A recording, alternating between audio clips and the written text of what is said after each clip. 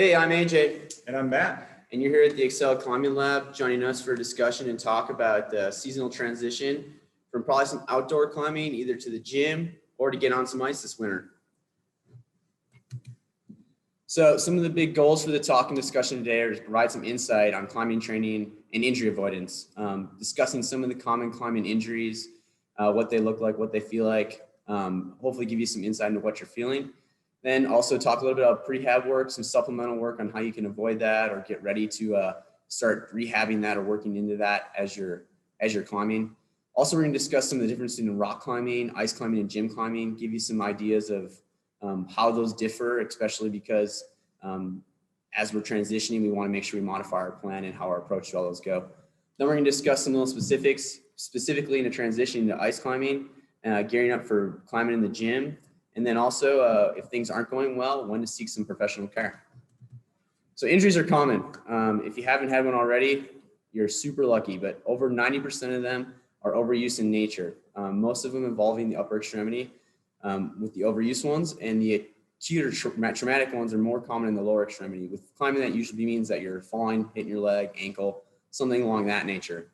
Some of the big risk factors for injury, though, would be being a male, bouldering, have a high body mass index. But the two key ones to kind of point out here and think about, and the ones we're really going to dive into today, are training error being the number one factor, and then having a previous injury being the biggest predictor in either having another injury or kind of the one you're currently dealing with worsening. There's some actual factors that would reduce the injury potential, and that would be being an older climber and also being more experienced. So the little bit older you are and the more experience you have does give you some injury resilience and some help in avoiding these injuries. So how do you best go avoid an injury? Obviously, like I just mentioned, the biggest things would be avoiding acute loads or training error in your training or climbing practices. So that could be either, you're getting really psyched, the ice is getting in and setting in well, or you have all this time now that you aren't outside climbing and the gym's really easy access. So that training area, usually the too much too soon is a huge thing to keep an eye on. And that pretty much just means monitoring our training load. So an acute to relative chronic. So how much are we doing currently relative to what we've been doing? A little bit of that's going to continue to be discussed throughout this topic. And we're going to dive more into that in the upcoming slides. But the big key is to increase gradually and just understand that our tissue's capacity, so it's tolerance for how much we're doing, will ultimately dictate when that breaking point or when we kind of have that active response or that acute symptom. One of the biggest ways to avoid an injury is recover. There's a really good quote here. The only training you're benefiting from is the training you're recovering from. So if we go into the gym every day or out to the crag every day and we're climbing hard, and just continually bearing ourselves, it's really hard to recover from that. And it's pretty likely that we're going to induce some type of overuse or traumatic injury because we've exceeded that tissue's capacity with that training load ramping up so fast. So load's the answer. What's the question? As again, we just kind of keep talking about load is usually dictates when those injuries set in, whether it's a really acute traumatic load that has something happen really fast or it's a gradual progressive load. The big key is balancing the load with our tissue capacity. So our loading habits, how much we're climbing, how much we're doing, stress in general life, all those kind of things go in with those loading habits. And as soon as we reach above that capacity is when we start to have those reactive responses. So the ultimate goal is to decrease those loading habits while we're increasing our load capacity. So moderating the load while we're building our body up to tolerate more of that. And if we can find that good balance, we can usually minimize the risk for injury. Now, that doesn't mean if we just train, we're going to have this huge injury resilience. And the more we do, the better. There is a little bit of a sweet spot to be had there. So the injury risk will obviously increase the harder you're training, the more you're training. But that doesn't mean that you shouldn't go ramping things up. There's going to be a key level and a key balance here that will help us perform at our highest level, stay injury free, but also help us improve that capacity along the way. And that sweet spot is something that we're finding with research and evidence. We can kind of monitor, measure, and try to find that right amount. And what we're going to talk about here more is kind of how to monitor that, how to measure it, and then how to find that sweet spot. So I'm going to hand it off to Matt here, and he's going to start diving into that for you. All right, I can't jump in here without that first slide making me think about AJ reminding me how old I am. And then I'm always telling AJ that I'm less likely to get injured. And then he's probably telling me I'm not trying hard enough. So anyhow, I'm going to jump in and take over a little bit here. So when we're talking about load, there's been some recent research on the acute to chronic workload ratio. And essentially that's a means to take a look at a snapshot in time, basically how much volume of training you're doing in a specific period of time, and then looking over a longer period of time, like a 28-day period in a month, and trying to average that and taking a ratio. So if you just think about creating an arbitrary unit, so for climbing specifically, we could do the volume of time you're training. It's really hard to pare it down to exact minutes of training, but you can basically think about the amount of problems you're doing in a given period of time over the course of a day, and then sum that up over the course of a week. So if we just look at time, so say we were climb for an hour and a half and we have a certain intensity, you're going to multiply those.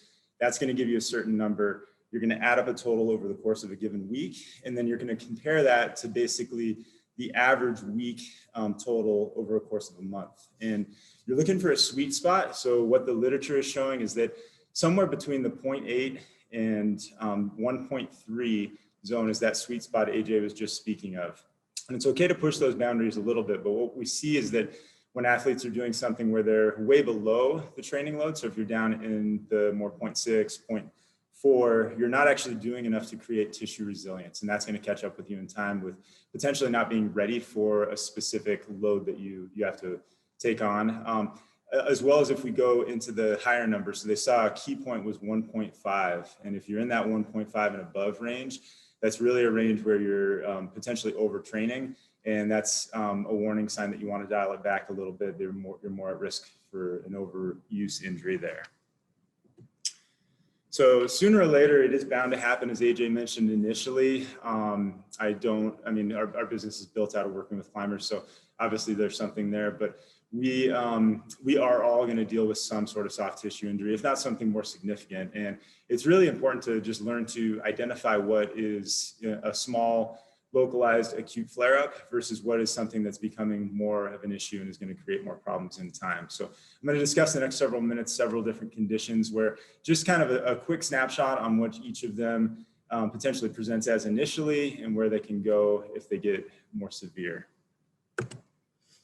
So for the common shoulder injuries, the catch-all term that we hear a lot is impingement. And it's not a specifically great diagnosis. Subacromial impingement syndrome is what this refers to. And it's basically over the top arch of the shoulder, we have the bones where the clavicle and the scapula come together that create this arch. The space below that, between that and the head of the humerus, is the zone where we're speaking of when we talk about impingement. Typically, there's a painful arc of motion. So usually in the mid-range arc of motion, there's pain that can be exacerbated with any internal rotation, which is going thumbs down with movement, because that closes down that space a little bit just because of the articulation of how the head of the humerus moves in the socket. It's typically going to be worse with extreme end ranges of motion as well, especially with that internal rotation component.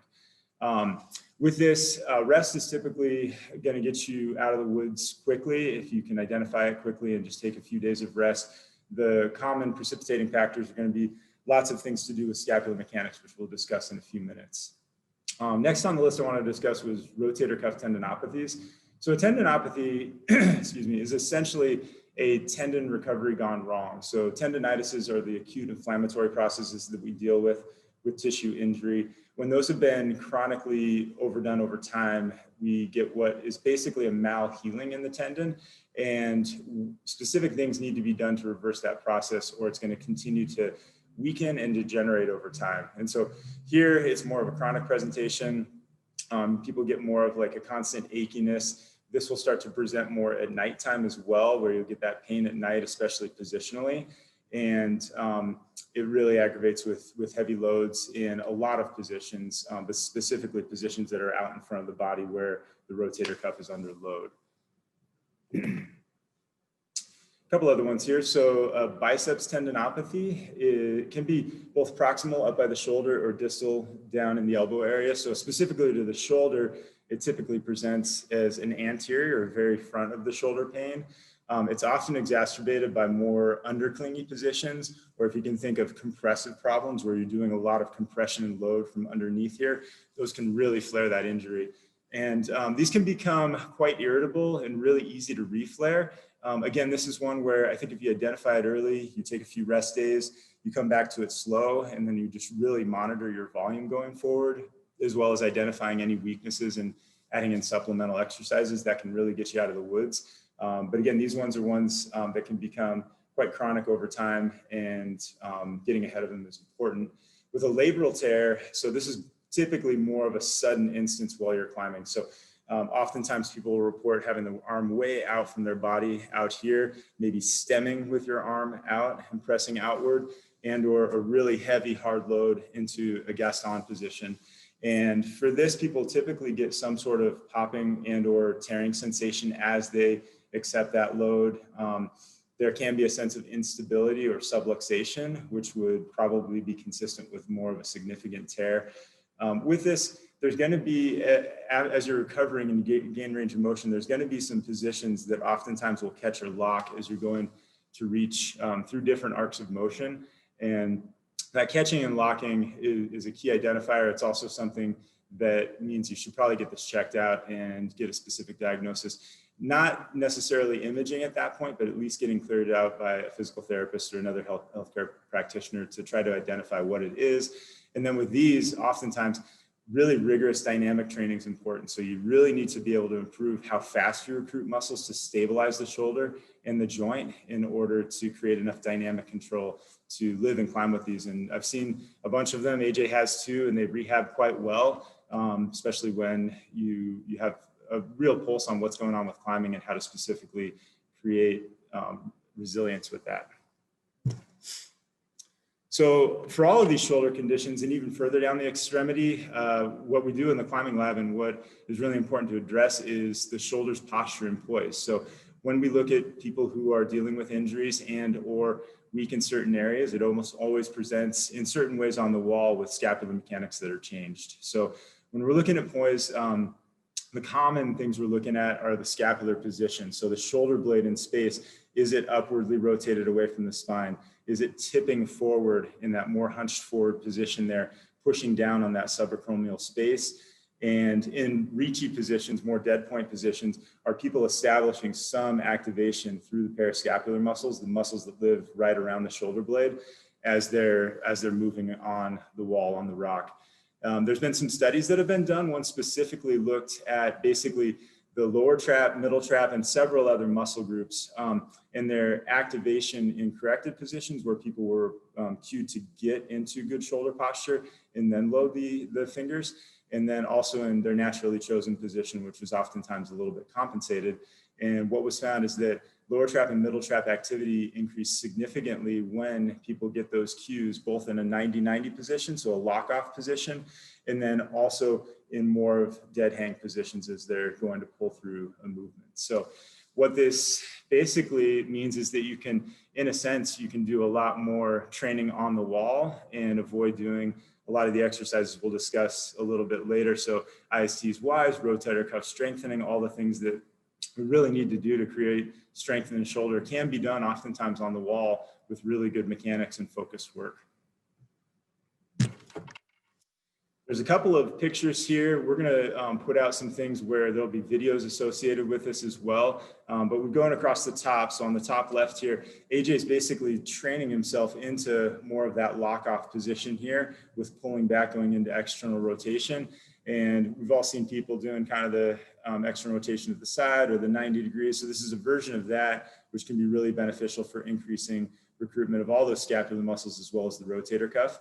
The second positions here on the middle and the top, AJ is going in from a dead hang position, then pulling down into a scapular pull down, which is an exercise I really like to use on the wall for retraining muscle recruitment. You're trying to basically keep relatively straight elbows, only a slight bend as you go into it, keeping the core engaged. You're trying to draw shoulder blades down to really increase that scapular activity and then trying to replicate that on the wall.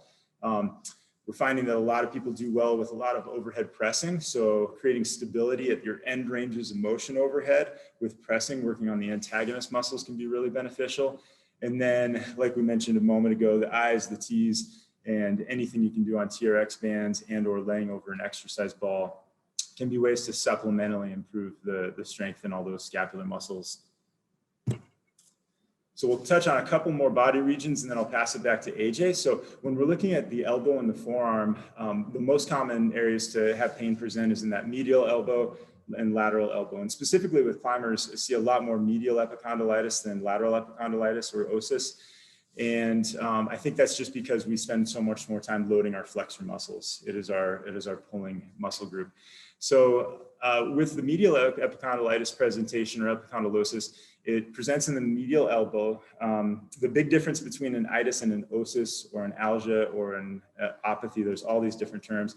And everything that's not basically an itis indicates that it's no longer just specifically a localized inflammatory process. It's actually this malhealing of the tendon that I was speaking of a little while ago. And it occurs a lot in the forearm. And it's because we don't rest enough and because we train too much that we oftentimes see this, or we're not trained up for the activity. So this could be an instance where we're down in that the acute to chronic workload ratio in that lower zone, and we start doing really high intensities for a period of time where we start to see these presentations.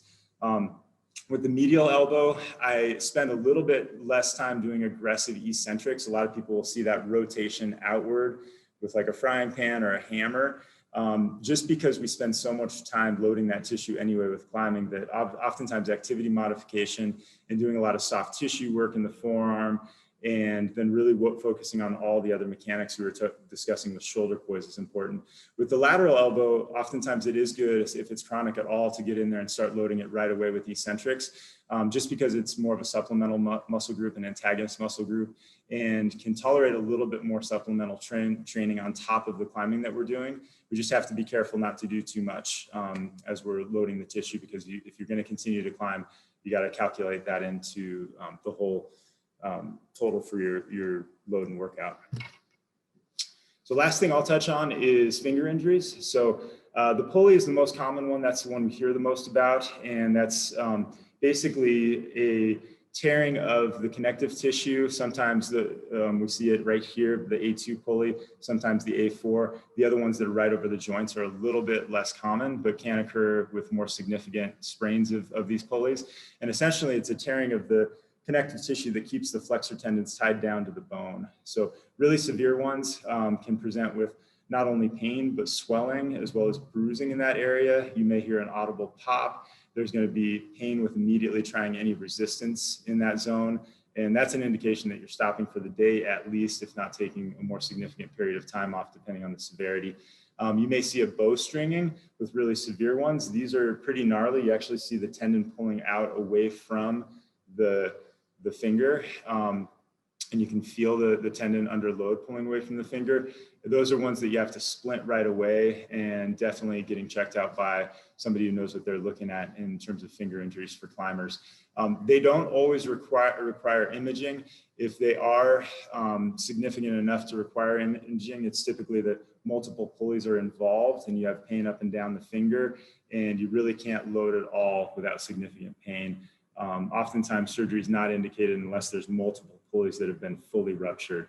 The most loading or the most stressful position is a full lock-off crimp with these. So when you're retraining, starting in more open hand positions and then slowly over time progressing into more lock-off positions is the protocol. And then being really careful to be consistent with taping. So they've seen that with stress testing cadavers and looking at what the tissue tolerance is within the connective tissue of the finger, taping around your finger can actually add some support to the pulley. So definitely keep tape for a long period of time. Progressive loading is really important, but having somebody help you with the dose of when and how to do that, if you're not familiar with that, would be an important thing to reach out to someone for. So I'm going to switch back over to AJ. He's going to dive into some other topics and get into a little bit more winter sports. Cool. Thanks, Matt. So segue there from the injuries into the rock versus the ice versus the gym. So big difference in this is obviously the type of terrain. Ice climbing, usually a little more vertical, a little less steep, although I know some of the mixed climbing things, we're getting to see a lot more of that steep overhanging climbing. Gym, again, you have all varieties of terrain, steep, vertical, even off vertical now, even some more. But again, that along with that transition in the rock, from the rock to the ice in the gym, puts different stress and strains on your body. So understanding how that terrain will implicate changes in dynamic and movement and and how you have to adapt to that is a huge factor. Another big consideration too, as you transition from one terrain to the other, is the types of holds. So rock climbing, we're using a huge variety of holds, even from trad climbing to sport climbing to bouldering. You know, we can go all the way from like hand jam to a ring walk to small crimps, pockets, all the way across the spectrum. And that can also be found throughout the gym as well. But again, a little bit of that texture difference, the ability to try a little harder in the gym because, you know, it's a little safer, or we feel more safe. And then even with ice climbing, we're usually using an ice axe. So again, that grip stays relatively more consistent. So we're not loading so much through the tendons and the pulleys in the hand as much as we are through the elbow and biceps. So all those changes and all that variability will amount to different stress and strain on different tissues. So taking into consideration that as we're transitioning and ramping up or training is also a thing to consider. One of the big things we see with the change in the season and more so from rock to gym climbing here in Montana, where we don't get a huge outdoor climbing season, is the ability to climb a lot. Usually when we're going outside, there's a hike involved.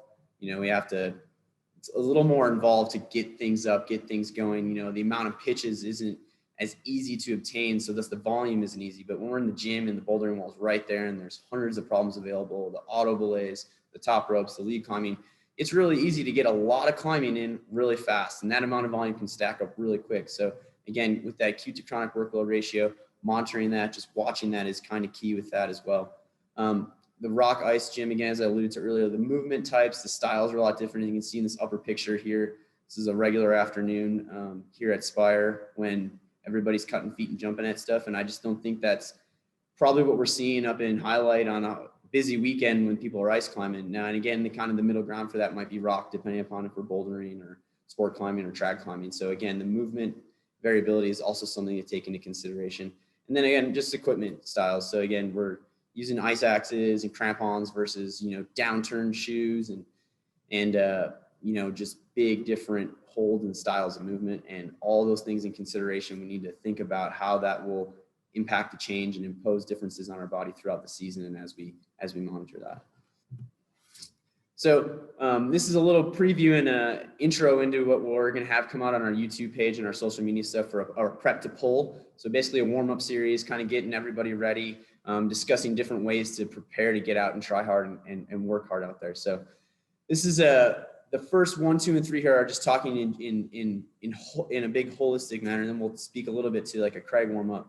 But with regards to warming up or preparing to climb, the biggest thing is really we want to increase blood flow. So a 5 to 10 minute general warm up, whether it's the stair climber, whether it's biking, even an easy jog, or just some good big whole body movements for 5 to 10 minutes to increase general blood flow is kind of key. And then from the general, we'll transition more into specifics. So again, that's more like a movement preparation sequence. So we really want to make sure with that we focus on getting some good full shoulder range of motion. So those muscles are warmed up, gone through that range in both the shoulder and the hip, especially if we're going to be trying some unique specific movement patterns on the wall. And then we want to also target some gradually target some loading to specific muscle groups. So big ones, again, that we talked about are usually the ones that are going to get injured. So the scaps, the shoulders, the biceps, and a lot of the finger flexors. So if we can gradually start to ramp up a little working up the intensity of that will prepare those to get on and try hard, usually a little quicker rather than going from 0 to 100. And on the right-hand side here, there's a really good example of a dynamic climbing warm-up. This is from Dr. Jared Vege. He's also known as the climbing doctor. This form is pretty easy to find on the internet with a quick little dynamic warm-up Google search. This really goes through, again, a lot of the climbing-specific movement in both the hips, the shoulders, the arms, and then works into a little bit more of the tendon loading or gliding and prep for that. Not so much the kind of the muscle warm-up, but again, that movement sequence is kind of key to prepare for that. And then even a more specific progressive warm-up is either just working up in a grade ladder. So starting in on maybe a 5'9", working into a 5'10" or 2, transitioning into 5'11", and then working up into that where we're actually trying hard. So our body is gradually prepared for that. This will be, can be session dependent. So it depends on the intent of that session that are we coming in to get a good workout in, to just get some volume in, get a little bit of a try hard, or also prepare to maybe do a hangboard workout later. Based on what our intent is for that session that day will also kind of help us dictate and structure our warm-up so that we're not burning too many matches before we get there, and then our body can't tolerate that load. So those would be great in general for even if we are going outside, but a more of a crag specific warm up is really, again, intent dependent. Are we going out to get a bunch of pitches in? Are we going out to work on endurance training? Or are we going out to work on, some strength and power and projecting? Those will all dictate kind of the severity, or the intensity of our warm up for that day. So gym season or plastic season.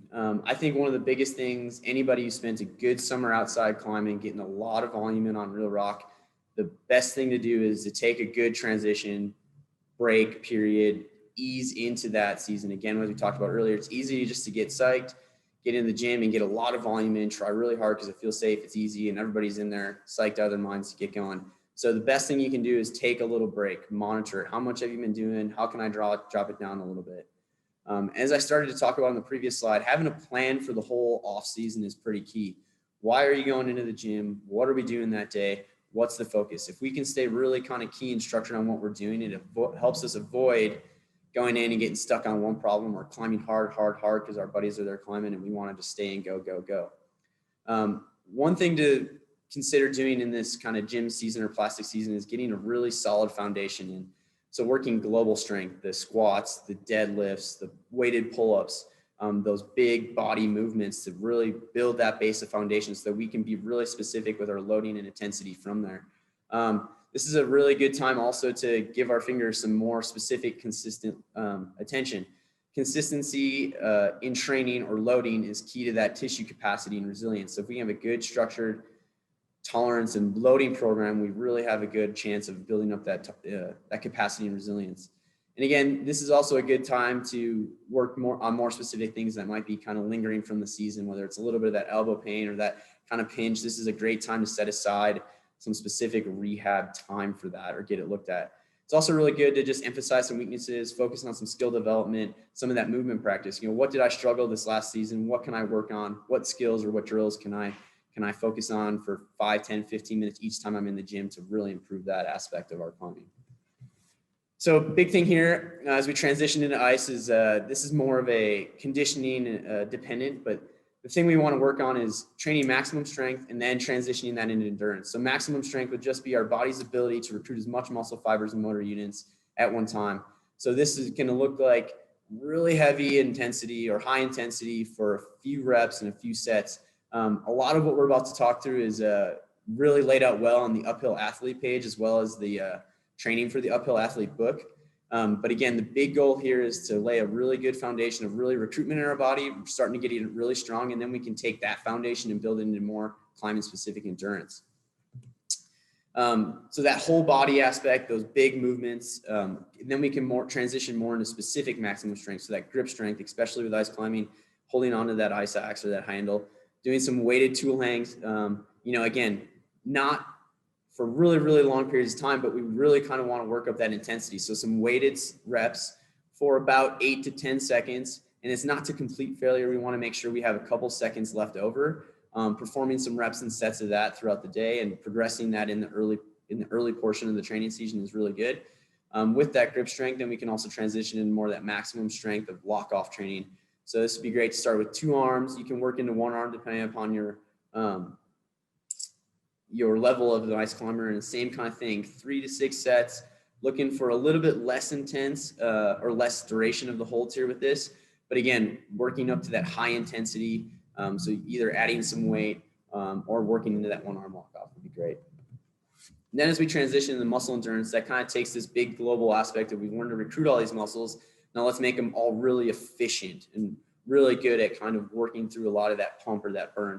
And so the goal here with this transition in the endurance training is to improve your climbing fatigue ability. It's like, let's make sure we can keep climbing our body's ability to turn over that waist and keep going. And that looks just like any kind of standard arc trainings climbing. So, 3 to 5 bouts starting at 5 to 10 minutes up, down with about equal rest, and then gradually increasing the length of those bouts as we keep going. And one of the cool things we're starting to see with some of the research is this unique modality called blood flow restriction training, what kind of essentially constricts the blood from those limbs and makes your body work a little bit harder with maybe not quite as much load. And with that, it gets to be more economical with utilizing that aerobic capacity with those tasks. And what we're seeing is that we can see an increase with less intensity and less amount of time doing that if we try that. So as Matt alluded to earlier, is, if we want to make sure we monitor that acute to chronic workload ratio, keep an eye out for all those injuries, transition, plan, keep a good foundation going and building from that. But like we saw right at the beginning, it's almost inevitable that if we're climbing and training and trying hard, we're going to have something come up. So if things aren't going well, we think the key is to get in, be seen, and usually the sooner the better. I think the sooner you're in, the sooner you're out. And usually if some things are just creeping up, you can get ahead of those. We can find and isolate some key things that might be happening up the chain or driving that. And if we can start to focus on those, it might help us avoid and overcome some things that might come down the road. Now, acute or traumatic injuries, again, some of those falls, some of those big pops, pulls, snaps, those things that are really, really bad that you can't do your day-to-day life with. Either getting in to see a skilled medical professional, or here in the state of Montana, we have direct access to PT. So coming in, having us look at it right away, making sure you're appropriate to work into this through exercise, and that you don't need to be seen by somebody else to have another look at that. Now with some of the kind of chronic or overuse stuff, that may require activity modification, but again, the sooner you're in, usually the less activity we're modifying or avoiding, and setting up that structured rehab program. So getting the tissues able to tolerate the capacity we want to, progressing them, and then also working in some of the performance training and programming, looking in the movement stuff either here on the climbing wall or at the gym, focusing on some of that skill development, and then developing a plan to progressively work that. So through each season, we're getting stronger and stronger. So just want to say thank you to Tom Goom, the running physio. He did a couple of the infographics we used at the beginning. Those are always great. The uphill athlete had a lot of great information that we used for some of the transition to ice climbing. And also a big thank you to Uphill Pursuits for structuring and putting together these seasonal transition talks for the community. If you need anything, Matt and I are always here to excel. By all means, look us up on our social media page or at the website. Or if anything comes up, by all means, shoot us an email. Yeah, thanks for your time today. Have a great day.